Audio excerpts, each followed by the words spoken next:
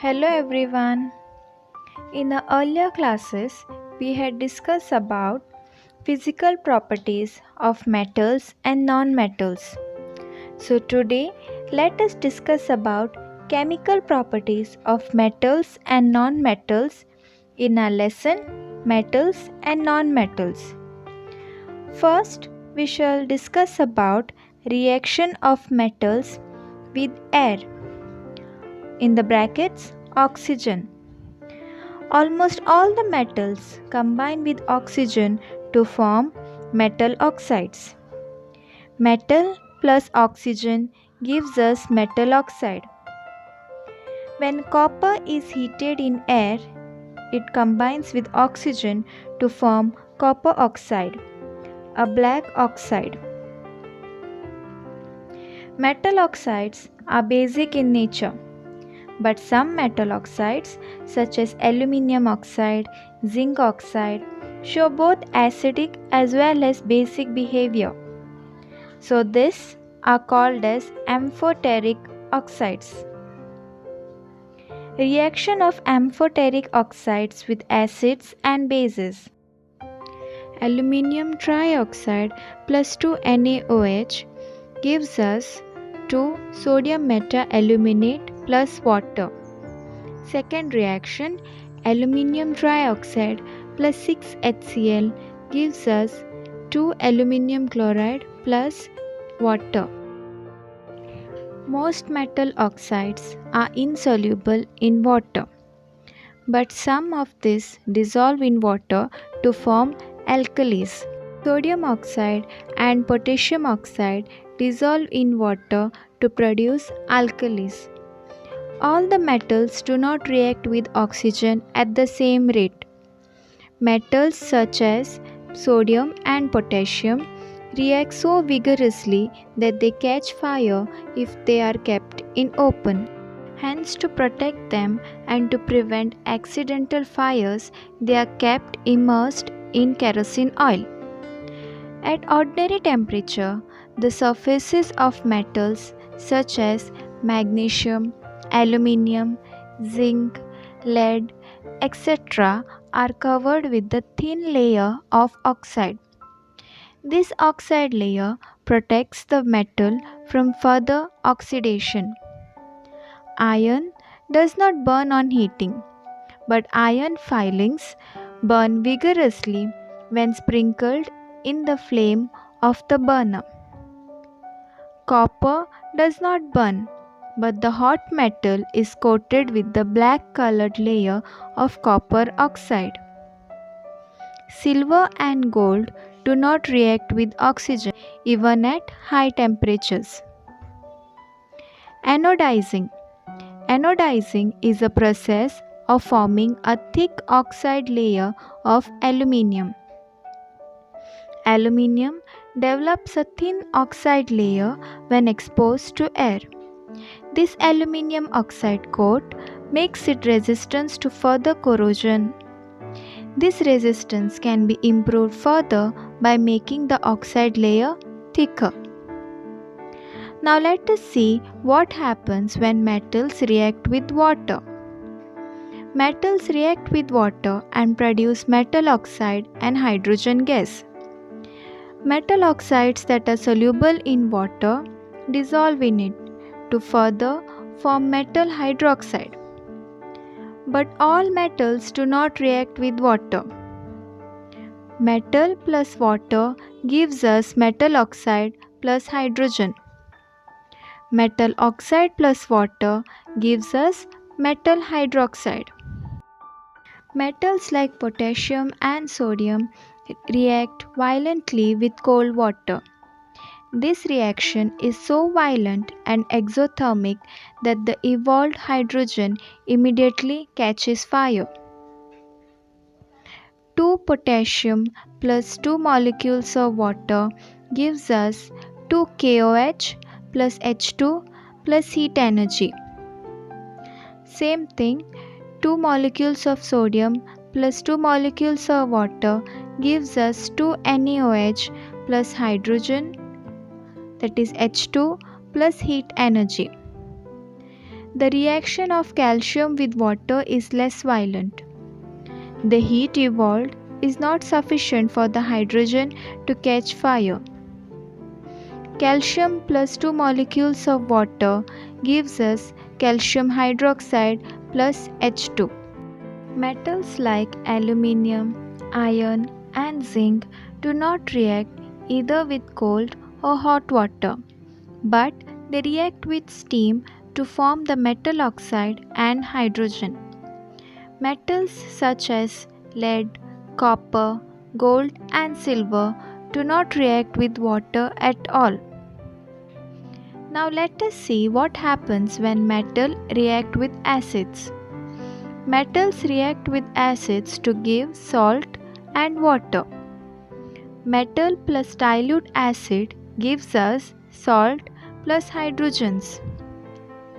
When a metal reacts with nitric acid, hydrogen gas is not evolved because nitric acid is a strong oxidizing agent.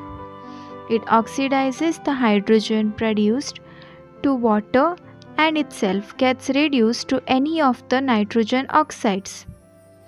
But magnesium and manganese react with very dilute nitric acid to evolve hydrogen gas. How do metals react with solutions of other metal salts? More reactive metals can displace less reactive metal from their compounds in solution or in molten form. Reactivity series. The reactivity series is a list of metals arranged in the order of their decreasing activities. Our list consists of potassium, sodium, calcium, magnesium, aluminium, zinc, iron, lead, hydrogen, copper, mercury, silver, and gold. This list starts from the most reactive, then the reactivity decreases to the least reactive. Less reactive metals will not replace the more reactive metal in the solution. If we take a copper wire and put it in a iron sulfate solution, the copper won't displace iron. And if we do the opposite, iron will displace copper in the respective solution. A more reactive metal can replace a less reactive metal from its compound in a solution. Magnesium replaces copper from copper sulfate solution because it is more reactive than copper. Reaction of metals with nonmetals. Metals always lose electrons and become positive ions. Example: sodium. The atomic number of sodium is 11. Its electronic configuration is 2, 8 and 1. It has one valence electron. It loses one electron and forms Na plus ion. Nonmetals. Nonmetals gain electrons and become negative ions. Example: chlorine. The atomic number of chlorine is 17. Its electronic configuration is 2, 8 and 7. It has 7 valence electrons. It gains 1 electron and forms a chloride ion, that is Cl-. Formation of NaCl molecule. The atomic number of sodium is 11. Its electronic configuration is 2, 8 and 1. It loses one electron to form Na+. The atomic number of chlorine is 17. Its electronic configuration is 2, 8 and 7. It gains one electron to form chloride ion. Then the attraction between Na plus and Cl minus ion results in the formation of NaCl molecule. This attraction between sodium and chlorine is called electrostatic force of attraction, and the bond is formed between sodium and chlorine is called ionic bond or electrovalent bond. Properties of ionic compounds. Ionic compounds are compounds formed by the transfer of electrons from a metal to a non-metal. They are generally brittle and break into pieces when pressure is applied. They have high melting and boiling points, as a considerable amount of energy is required to break the strong intermolecular attraction. They are generally soluble in water and insoluble in solvents such as kerosene and petroleum. Ionic solids in the solid state do not conduct electricity because the movement of the ions in the solid state is not possible due to their rigid structure, but they conduct electricity in the molten state. The conduction of electricity through a solution involves the movement of charged particles. Occurrence of metals. The Earth's crust is the major source of metals. The most unreactive metals like gold, silver, and platinum are generally found in free or native state. Most metals, however, are found in the combined state in the form of their oxides, ores, carbonate ores, or sulfide ores, etc. Minerals. The elements or compounds which occur naturally in the Earth's crust are known as minerals. Ores. The minerals from which metals are extracted profitably and conveniently are called as ores. Gangue is the impurities present in the ore like rock particles, sand particles, clay particles, etc. Next one is metallurgy. Metals can be extracted from the ores by employing different separation techniques. The process used for extraction of metals in their pure form from their ores is called metallurgy. Extraction of metals from their ores involves three basic steps: concentration of the ore, reduction of the metal, and refining. Concentration of the ore is the removal of gangue from the ore. Now let us discuss the steps involved in the extraction of metals from their ores. Ores, which is broken down into concentration of ore, which is further divided into metals of high reactivity, metals of medium reactivity, and metals of low reactivity. Metals of high reactivity is processed with electrolysis of the molten ore, which forms pure metal. Metals of medium reactivity is divided into two: carbonate ore and sulfide ore. Carbonate ore involves calcination process and sulfide ore involves roasting process. Both of these combines to give us oxide of metal, which further gives reduction to metal, and then we have purification of metals. Metals of low reactivity is further divided into sulfide ore, then it involves roasting process, then we get the metal which is processed to refining. Now let us discuss extraction of metals low in activity series.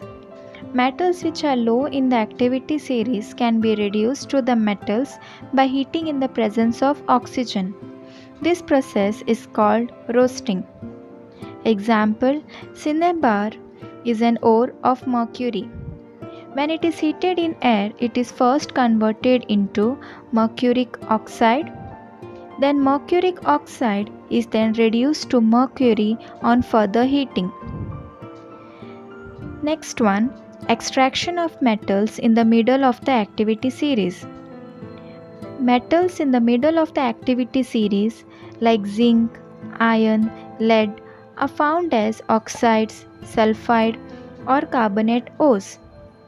Non-oxide ores can be converted into oxide form by doing roasting or calcination. Roasting is the heating of an ore in the presence of oxygen. It is used to convert sulfide ores into oxide form. Example: 2 molecules of zinc sulfide plus 3 molecules of oxygen. When heated, we get zinc oxide 2 molecules plus 2 molecules of sulfur dioxide. Heated gives us 2 molecules of zinc oxide plus 2 molecules of sulfate oxide. Calcination is the heating of an ore in the absence of oxygen.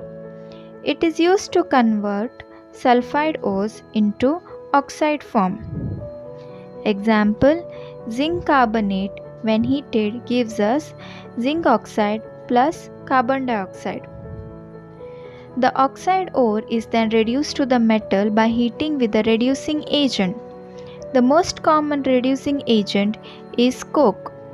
So we get zinc oxide plus carbon when heated gives us zinc plus carbon monoxide.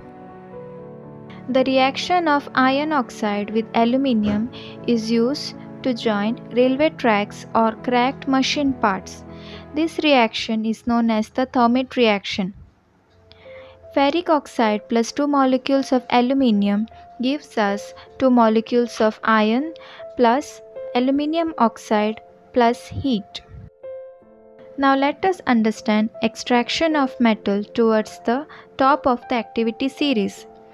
Metals at the top of the activity series like potassium, sodium, calcium, etc. cannot be obtained from their ores by simple heating or by heating with reducing agents. They are obtained by electrolytic reduction. Next one and the last step is the refining metals. The removal of impurities from the metal to obtain the pure metal is called refining of metals. The most common method for refining of metal is electrolytic refining. Now let us understand corrosion. Corrosion is a degradation of materials due to reaction with its environment. Corrosion is the damage caused to the metals due to the reaction of metals with oxygen, moisture, carbon dioxide, etc. Example: formation of brown coating of rust over iron, formation of green coating of basic copper carbonate over copper, and formation of black coating of silver sulfide over silver. Prevention of corrosion can be done by applying oil or grease, applying paint, by galvanization, by tinning, by electroplating, and by alloying. Alloy. An alloy is a homogeneous mixture of a metal with other metals or non-metals.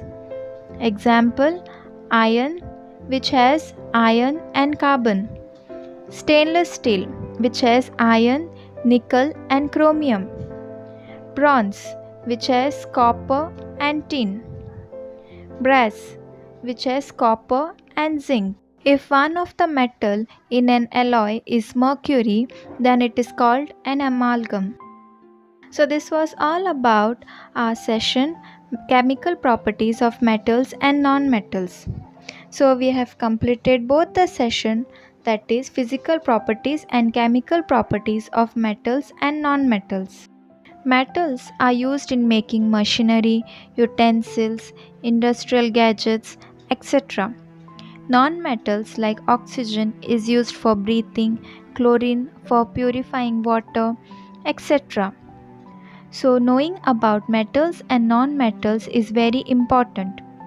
Thank you, students.